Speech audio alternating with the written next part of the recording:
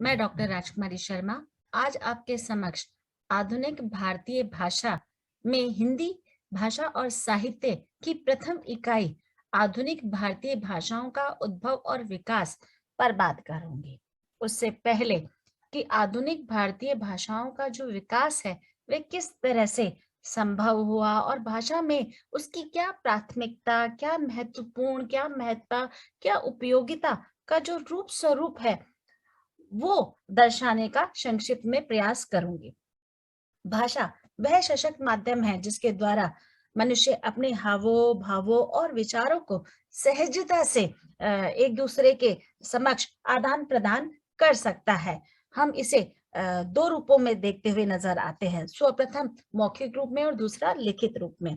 और तीसरे रूप में भी हम इसकी अभिव्यक्ति समय अनुसार, वातावरण अनुसार या समस्या के अनुसार करते हुए दिखाई देते हैं, जिसे हम सांकेतिक यानी कि संकेतों के आधार पर सांकेतिक भाषा का रूप कह सकते हैं। कहने का तात्पर्य है विचारों के आदान प्रदान हेतु भाषा का जन्म होता है। जिस प्रकार हम देखते हैं कि बच्चा अपनी जन्म की अवस्था से लेकर मृत्यु तक की अवस्था में अनेक प्रकार की भाषा के पड़ावों से गुजरता हुआ दिखाई देता है। यानी कि शुरू में जब बच्चा जन्म लेता है तो वह किस तरह से अपनी हरकत से, अपने संकेतों से, अपनी भाषा का जो रूप स्वरूप है वह व्यक्त करते हुए नजर आता है। कहने का तात्पर्य है कि कभी वह रोकर, कभी वह हंसकर, कभी अन्य माध्यमों से अपनी अभिव्यक्ति को व्यक्त करता हुआ दिखाई देता है। जो मनुष्य के विकास की दिशा में कदम भाषा ने बढ़ाए हैं, वैसे ही उसकी अभिव्यक्ति भी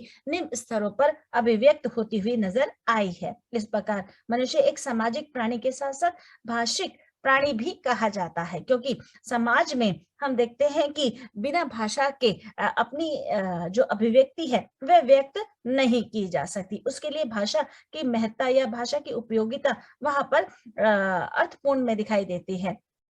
उसके द्वारा प्रयुक्त शब्द भावों की संप्रेक्षणीयता या संप्रेक्षणीय बनाने के लिए सक्षम हो, ऐसा हम अनेक माध्यमों में या अनेक रूपों में प्रयास करते हुए दिखाई देते हैं कि किस तरह से हम भाषा की जो विकसनशीलता है उसके लिए कैसे प्रयास करते हुए नजर आते हैं। अतः किसी भी भाषा के विकास में उसके उद्गम स्रोत का जो एक तरह से महत्वपूर्ण विशेष रूप देखा जा सकता है। भाषा अभिव्यक्ति का वह स्तर है जिसे छोटे बड़े, शिक्षित अशिक्षित, स्त्री पुरुष सभी वर्ग अपनी दिनचर्या के व्यवहार में हर्ष उल्लास, प्रेम विषाद आदि भावों के रूप में व्यक्त करते हुए नजर आते हैं। जैसा कि हमने अनेक रूपों में देखा है कि जो हमारी भाषा की जो अपनी अभिव्यक्ति सबकी अलग अलग होती है, क्योंकि सबके विचार अलग हैं, सबकी भावनाएं अलग है, सबके अनुभव अलग हैं। उस आधार पर सबकी अपनी अपनी अभिव्यक्ति को व्यक्त करने के लिए अलग अलग हम भाषा के जो आधार है उन्हें देखते हुए नजर आते हैं। और उसका विस्तृत रूप भी हमने अपने साहित्य के अंतर्गत, अपने वातावरण के अनुसार, अपने समय अनुसार बदलते हुए भी देखा है। आधुनिक भारतीय भाषा का किस तरह से विकास हुआ, हम आधुनिक काल को समझने से पहले पूर्व पीठिका यानी कि उसके पूर्व में किन किन भाषाओं का जो रूप स्वरूप बदला है या किस तरह से अपनी एक पहचान भाषा के स्तर पर बनाने में अनेक स्थिति परिस्थितियां उभरी हैं, उसका हम यहाँ पर चित्रण करते हुए दिखाई देंगे कि किस तरह से भाषा का जो रूप स्वरूप है वह समय अनुसार, वातावरण अनुसार, काल अनुसार परिवर्तित होता हुआ दिखाई देता है। इसके माध्यम से हम देखते हैं कि किस प्रकार से भाषा का जो रूप स्वरूप है वह व्यक्ति किस तरह से अपनी अभिव्यक्ति के माध्यम से व्यक्त करता हुआ नजर आता है।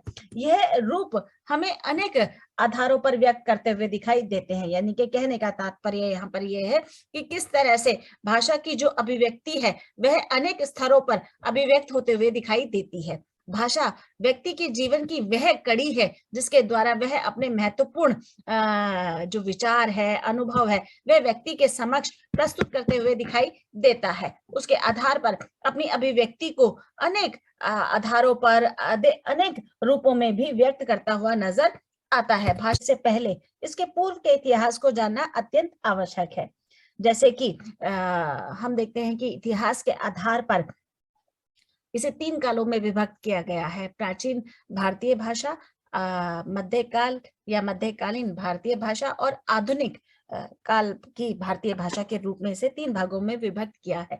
सर्वप्रथम रूप में हम प्राचीन भारतीय भाषा को 2 भागों में विभक्त किया गया है। इसके अंतर्गत वैदिक संस्कृत एवं लौकिक संस्कृत का जो समय है वह आता हुआ दिखाई देता है। उसमें हम 1500 ईसा पूर्व से 500 ईसा पूर्व तक के समय को देखेंगे, जिसमें इसे प्राचीन काल को 2 भागों में विभक्त किया है, वैदिक संस्कृत और लौकिक संस्कृत। वैदिक संस्कृत से यहाँ हमारा तात्पर्य है वेदों, उपनिषदों या ग्रंथों की जो भाषा है, जिसमें संस्कृत भाषा का जो विकास किया गया है उसका रूप स्वरूप दिखाया गया है कि किस तरह से जो वैदिक संस्कृत में अनेक प्रकार के जो हमारे ग्रंथ आते हैं, या हम ये भी कह सकते हैं कि वैदिक साहित्य में जो लिखा गया साहित्य है उसे हम कई आधारों पर विभक्त करते हुए दिखाई देते हैं। सर्वप्रथम रूप में हम देखते हैं कि इसे चारों वेदों के अनुसार देखा गया है, या फिर हम देखते हैं कि उपनिषद के माध्यम से इसे ब्रह्म, जीव, जगत, आत्मा आदि के रूप में, और दार्शनिक पक्ष की बात करें तो उसमें व्याख्या जो दी गई है वह विस्तार पूर्वक से दी गई है। कहने का तात्पर्य है कि ये वैदिक साहित्य के जो अनगिनत जो सोपान है उनका यहाँ पर वर्णन देखा जा सकता है। लौकिक संस्कृत से हमारा तात्पर्य जो लोक में प्रचलित इतिहास है या ग्रंथ है उनके बारे में यहाँ पर चर्चा की गई है। कहने का तात्पर्य यहाँ पर यह है कि जो लौकिक भाषा से हम तात्पर्य प्राकृत भाषा को भी कह सकते हैं, बोलचाल की भाषा को भी कह सकते हैं। प्रत्येक युग में 2 भाषाएं प्रयुक्त होती हैं, एक साहित्यिक और दूसरी बोलचाल की भाषा। इसी प्रक्रिया में लौकिक संस्कृत जो धीरे धीरे व्याकरणबद्ध हो रही थी, उसमें 2 कालजयी महाकाव्यों का समाज, धर्म, साहित्य की दृष्टि से भारतीय साहित्य में एक महत्वपूर्ण स्थान है। ये 2 ग्रंथ है महर्षि वाल्मीकि द्वारा रचित रामायण और व्यास द्वारा रचित महाभारत के बारे में बताया गया है। जैसे कि हम ये जानते हैं कि वाल्मीकि लौकिक संस्कृति के आदि कवि माने जाते हैं, और रामायण इस भाषा का एक आदि ग्रंथ कहे तो अतिशोक्ति नहीं होगी। महर्षि ने राम के जीवन की गाथा को 7 कांडों में विभक्त किया गया है, और उस 7 कांड में हम देखते हैं कि जो इसका समय है वह लगभग हम देखते हैं कि 2 वर्ष के रूप में इस रामायण को लिखने में लगा है।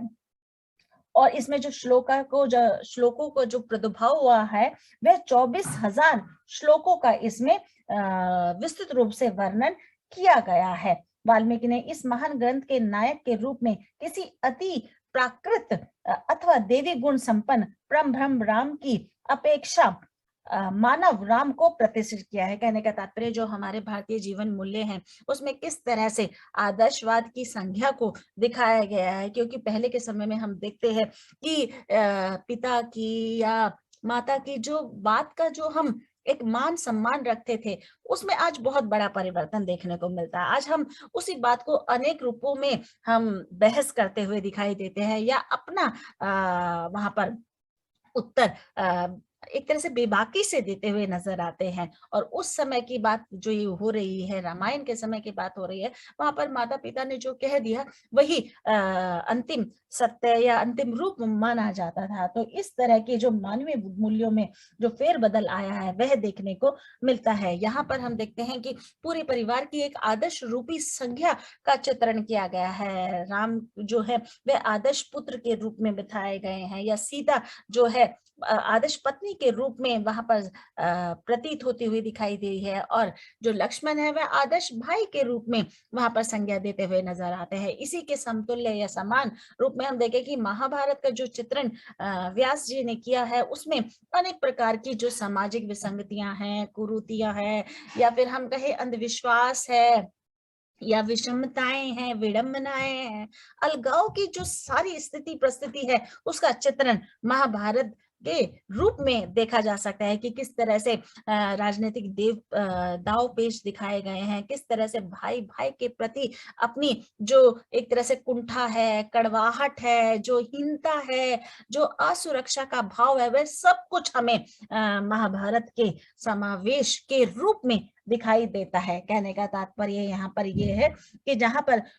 रामायण में दो भाइयों के प्रेम की साठगांठ दिखाई गई है, वहीं महाभारत में प्रेम के रूप में अनेक प्रकार के प्रश्न चिन्ह भी लगाते हुए दिखाई दे हैं। यानी कहने का तात्पर्य यह है, महाभारत का जो युग था वह कहीं ना कहीं कर्म प्रधान युग था। इसमें यथार्थ एवं वास्तविक घटनाओं का चित्रण हुआ है। कौरव और पांडव दोनों पक्षों में अच्छे बुरे जो पात्र है उसका प्रतिनिधित्व करते हुए दिखाई देते हैं। यहाँ तक कि इसमें जो अनेक प्रकार की विसंगतियां हैं, जैसे धूर्त कीड़ा है या उसमें अनेक प्रकार की जो अशांति है, उसके भी दावपेच महाभारत के रूप में दिखाने का प्रयास किया। यानी कहने का तात्पर्य, रामायण में जिस तरह की संस्कृति, भारतीय संस्कृति के प्रतीक चिन्हों के रूप में उसका प्रदापन किया है, वहीं हम महाभारत में अनेक प्रकार की जो संस्कृति देखने को मिली है, उसकी व्याख्या जो देखने को मिली है, उसमें अनेक प्रकार के परिवर्तन भी देखने को मिले हैं, जो कि काफी कष्टदायक है। और भाषा के स्तर पर जो वातावरण की जो स्थिति परिस्थिति है, उसको भी दिखाने का इन ग्रंथों के माध्यम से सतत प्रयास किया है। कहने का तात्पर्य है, लौकिक संस्कृत में रचित इन दोनों रचनाओं का भाषा, संस्कृति एवं साहित्य के क्षेत्र में बहुत ही ज्यादा महत्व है। उसका प्रदापन इन साहित्यकारों ने इन मध्यकालीन भारतीय आर्य भाषा 1500 ईसा पूर्व से 500 ईसा पूर्व तक, जैसा कि हम जानते हैं, मानते हैं, समझते हैं कि भाषा परिवर्तनशील है। भाषा में बोली जाने वाली सभी भाषाएं वैदिक संस्कृत से उद्धृत है। इसकी जानकारी तो हमें संपूर्ण रूप से है कि जो भाषा की जो उत्पत्ति है वह कहीं ना कहीं संस्कृत से हुई है, और संस्कृत से उद्भूत सभी जो भाषाएं हैं वह अपने अपने आधार पर अपने अपने समय अनुसार परिवर्तन होते हुए उसमें अनेक प्रकार के आधारों को प्रस्तुत किया गया है। वैदिक संस्कृत में आधुनिक हिंदी तक आने में हिंदी की हम हिंदी को अनेक पड़ावों से, पहलुओं से हमें गुजरना पड़ता है या गुजरते हुए देखते हैं। अगर हम इसके इतिहास को पढ़ते हैं तो उसमें हम देखते हैं कि सर्वप्रथम रूप में जो हिंदी साहित्य का इतिहास है उसे 4 भागों में विभक्त किया गया है: आदिकाल, भक्तिकाल, रीतिकाल और आधुनिक काल। और भाषा के स्तर पर हम देखते हैं इसे 3 भागों में विभक्त किया गया है। पहला प्राचीन काल, जिसके बारे में मैंने अभी आपको बताया, वैदिक और लौकिक संस्कृत के बारे में। दूसरा है मध्यकालीन भारतीय आर्य भाषा के आधार पर इसे 3 भागों में विभक्त किया गया है, जैसे कि आपकी पाली, प्राकृत और अभ्रंश। इससे पहले मैं उपभाषा के बारे में आप लोगों को बताऊंगी कि भाषा के छोटे रूप को उपभाषा कहा जाता है। उपभाषा 5 प्रकार की होती है, जैसे पश्चिमी हिंदी, पूर्वी हिंदी, राजस्थानी, बिहारी, पहाड़ी। ये 5 प्रकार की हमारे यहाँ पर उपभाषा है, और इसके अंतर्गत 16 बोलियों का निर्वाह किया गया है। बोली से हमारा तात्पर्य है बोली भाषा का ही अल्प विकसित और अर्ध विकसित रूप है। इसे स्थानीय बोली या क्षेत्रीय बोली भी कह सकते हैं। जैसे कि मैंने अभी बताया कि 5 कोस पर पानी बदले और 5 कोस पर ही वाणी बदल जाती है।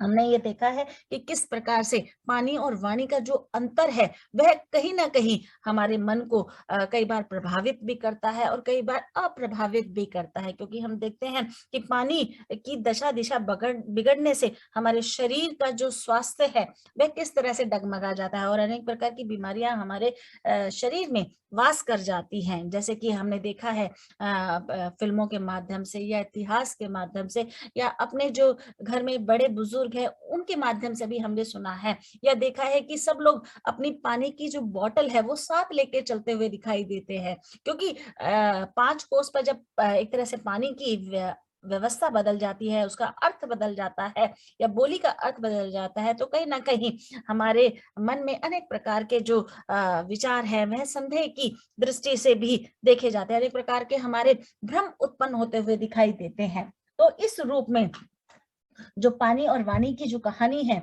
उसमें अनेक प्रकार की स्थिति परिस्थिति समस्याओं को अनेक आधारों पर अभिव्यक्त होते हुए दिखाई दिया है। कालों में हम देखते हैं कि जैसे कि मैंने आदिकाल, भक्तिकाल, रीतिकाल और आधुनिक काल के बारे में बात की है, तो आदिकाल में हमने देखा कि किस तरह से जो भाषा का जो रूप स्वरूप है वह किस तरह से परिवर्तित होते हुए दिखाई दिया है। जैसे कि हम आदिकाल की बात कर रहे हैं और आदिकाल में डिंगल और पिंगल भाषा उस समय में एक तरह से अपने प्रगाढ़ रूप में दिखाई देती है। उसके साथ-साथ खड़ी बोली के भी कुछ शब्द हमारे कानों तक पहुँचने में वहाँ सक्षम दिखाई देते हैं। लेकिन पूर्ण रूप से हम देखते हैं कि डिंगल और पिंगल के माध्यम से ही पूर्ण रासो ग्रंथों की एक तरह से रचना हुई है और उन रासो ग्रंथों में हमने अनेक प्रकार की जो एक तरह से ऐतिहासिक कथा है, उसको वहाँ पर जानने का प्रयास किया है। ऐतिहासिक आधारों को, मूल्यों को और उनकी अभिव्यक्ति को इन कथाओं के माध्यम से प्रस्तुत करने का प्रयास किया है। उस समय में हम देखते हैं कि किस तरह से परमाल रासो, खुमान रासो या पृथ्वीराज रासो में जो अनेक प्रकार की घटनाएँ घटित हुई हैं या अनेक प्रकार के जो भ्रम उत्पन्न हुए हैं, जो अप्रासंगिक स्थिति में अनेक प्रकार की घटनाओं का जो प्रादुर्भाव किया गया है, उसमें काफ़ी फेर-बदल देखा जा सकता है।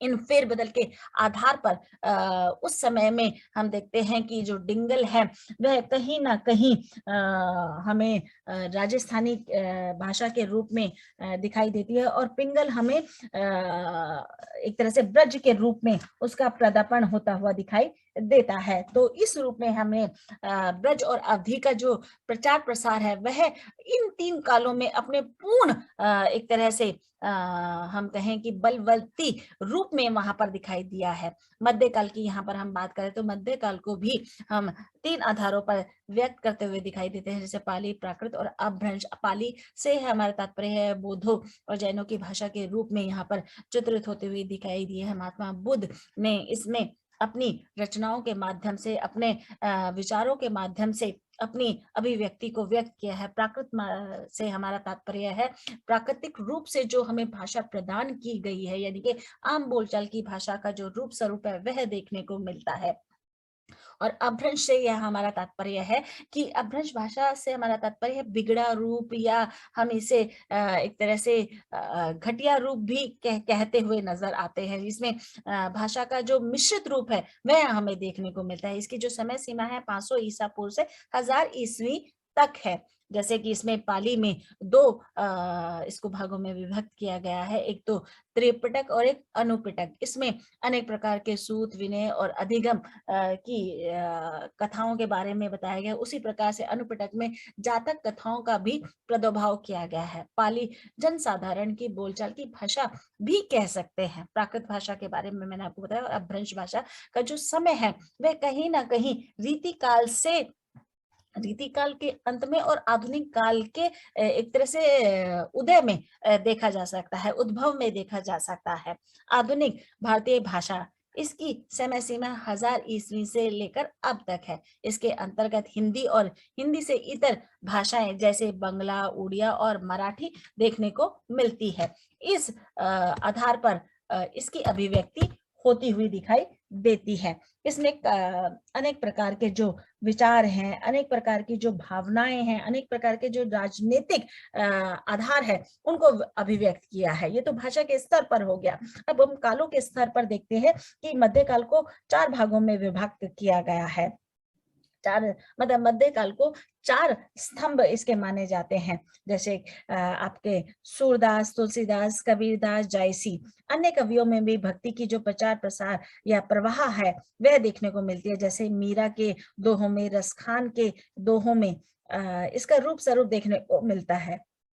रीति काल में हम देखते हैं कि किस तरह से विलासिता का ये युग रहा है। इसमें जो भी कवि हुए वे केवल अपनी जीविका निर्वाह करने के लिए ही अपने राजाओं के आश्रय में पलकर अपना जीवन यापन करते थे। यानी कहने का तात्पर्य यहाँ पर ये है बेटा कि किस तरह से ये कवि अपने जीवन यापन को आगे बढ़ाने के लिए, निर्वाह करने के लिए राजा के समक्ष अपने काव्य का प्रदापन करते हुए दिखाई देते थे। अपने दोहों के माध्यम से उनको जागरूक किया करते थे, उनके मन में चेतना का भाव जगाते थे, देश प्रेम के प्रति इन दोहों के प्रति उसकी आसक्ति को व्यक्त करते हुए दिखाई देते थे। इस आधार पर ये अनेक रूपों में अभिव्यक्त होने का प्रयास यहाँ पर दिखाई दिया गया है।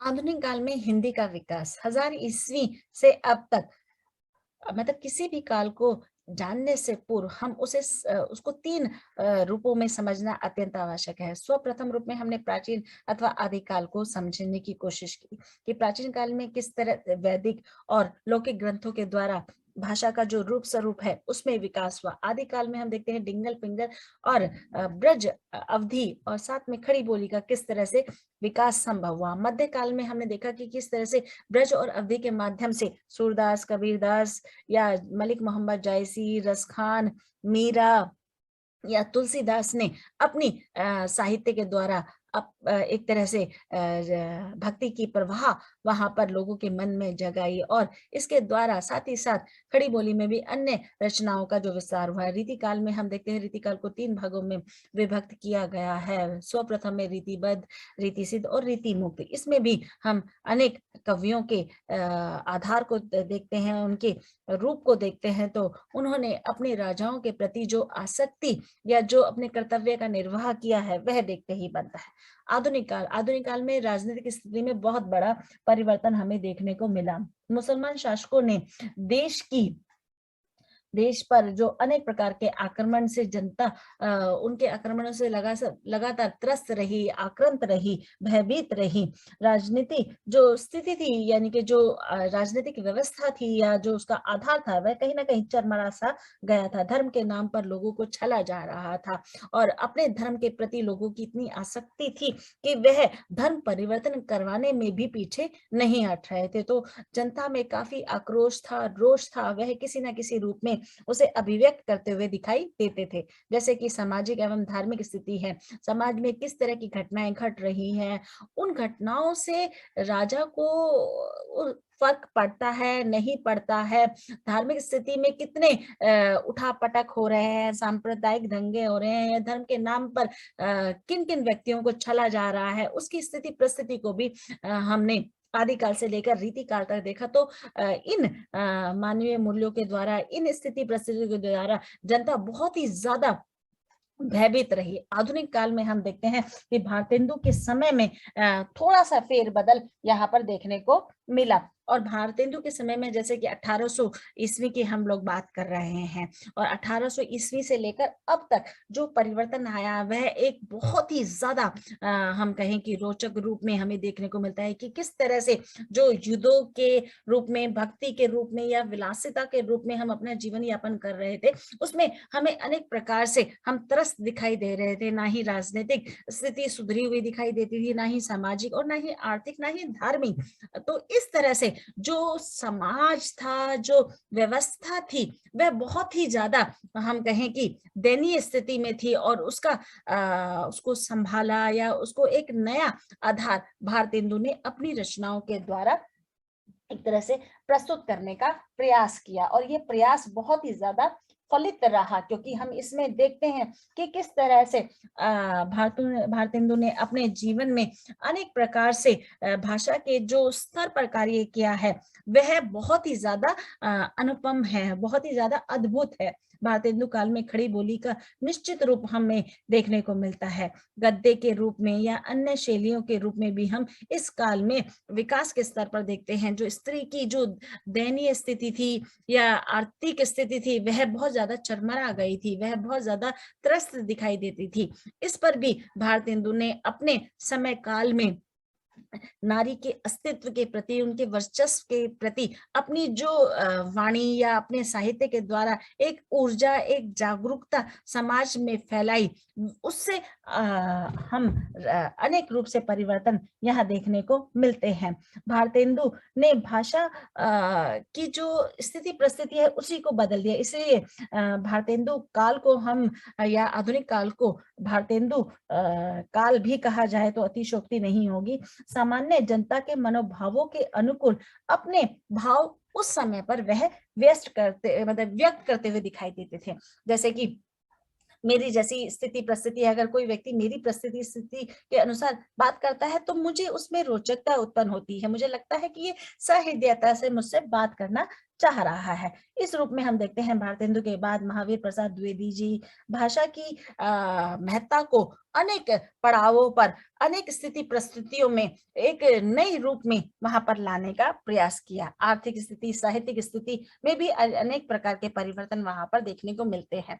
धर्म प्रचार और खड़ी बोली गद्य के रूप में हमने देखा कि किस तरह से इन साहित्यकारों ने, इन इतिहासकारों ने अपनी अहम भूमिका निभाई। साथ ही साथ साहित्यिक पत्र पत्रिकाओं में अनेक प्रकार के इन्होंने प्रयास किए, जैसे कि हम देखते हैं कि अगर हम उदंत मादन 1826 में जुगल किशोर ने कलकत्ता से यह पत्र निकाला। बंगदूत राजा मोहन रॉय ने अनेक भाषाओं में इस पत्र की जो चर्चा हमें देखने को इतिहास में मिलती है, जैसे हिंदी, बंगला, फारसी और अंग्रेजी में इस पत्र की जो एक तरह से पत्रिका निकलती हुई दिखाई दी थी। हिंदी प्रदीप बालकृष्ण भट्ट द्वारा निकली। काव्य के रूप में हम देखते हैं भारतेंदु, मैथिली शरण गुप्त, छायावाद के चारों स्तंभ, सुमित्रा नंदन पंत, निराला, महादेवी वर्मा, इन्होंने, या जयशंकर प्रसाद, इन्होंने अहम भूमिका वहां पर निभाई। राष्ट्रीय आंदोलन के रूप में हिंदी की जो भूमिका में अनेक हमारे यहाँ के जो नेता है उन्होंने अपनी भूमिका दर्ज की, जैसे लोकमान्य बाल गंगाधर तिलक, लाला लाजपत राय, महात्मा गांधी ने विशेष रूप से भाषा के प्रति अपनी सजगता या अपनी सार्थकता वहां पर व्यक्त की, जैसे राष्ट्रभाषा, राजभाषा, संपर्क भाषा, मानक भाषा, मातृभाषा के प्रति लोगों के मन में जो दबे हुए स्वर थे वह कहीं ना कहीं उठते हुए दिखाई दिए। हिंदी की अंतरराष्ट्रीय ख्याति या व्यापकता में भी अनेक प्रकार के परिवर्तन देखने को मिलते हैं, जैसे संस्कृत, पाली, प्राकृत, अपभ्रंश तथा ब्रज अवधि के विकास पर जो भाषा बनी उसे आधुनिक युग में खड़ी बोली कहा गया। और इस रूप में हम हिंदी के विकास को देखते हैं तो हमें देश विदेश में उसकी ख्याति देखते ही बनती है, जैसे कि मॉरिशस, कनाडा या सूरीनाम, या फिर हम सिंगापुर देखें या नेपाल को देखें तो वह हिंदी के प्रति कितना जागरूक हो रहा है और हिंदी के प्रति अनेक प्रकार के संगोष्ठियां, सेमिनार और शिक्षक में अनेक प्रकार की बढ़ोतरी भी हमें देखने को मिल रही है। तो आधुनिक काल में जो भाषा का जो रूप स्वरूप था वह दिनों दिन बढ़ता चला गया और आज हम देखते हैं कि विश्व में दूसरे स्थान पर हिंदी को देखा जाता है और अनेक प्रयासों के द्वारा सतत प्रयासों के द्वारा लोगों ने इसमें अपनी अहम भूमिका निभाई। धन्यवाद।